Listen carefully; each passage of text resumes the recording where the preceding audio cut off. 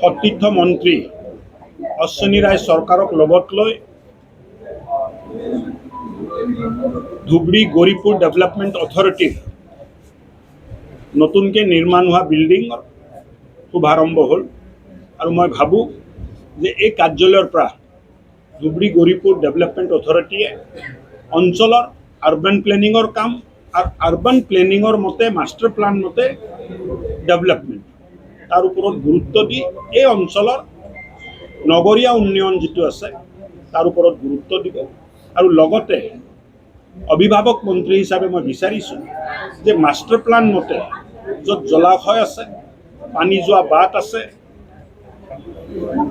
নদী নৰ্দমা, তাত হোৱা বেদখল, তাত হোৱা নিৰ্মাণ নটিচ দি আইনী প্ৰক্ৰিয়াত উচ্ছেদ কৰিব লাগে, নহ'লে ভৱিষ্যতৰ সময়ত এই নগৰীয়া অঞ্চলত কৃত্ৰিম বানপানীৰ এক ভয়াৱহ সমস্যা জন্ম ল'ব। যেতিয়া আছে আপোনালোকে লিষ্ট এখন কৰি দিয়ক, মই গোটেইটো তদন্ত কৰাই দিম আৰু য'ত য'ত দেখিম যে মানে বেআইনীভাৱে ঘৰ বনাইছে, মাটি বেদখল কৰিছে, চব উচ্ছেদ হৈ যাব।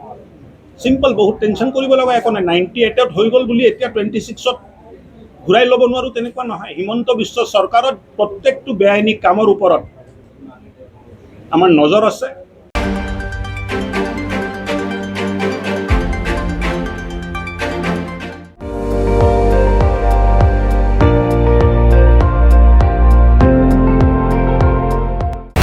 আপুনি চাই আছে ND24, সৰ্বশ্ৰেষ্ঠ নহয় সৰ্বোত্তমৰ দৌৰ।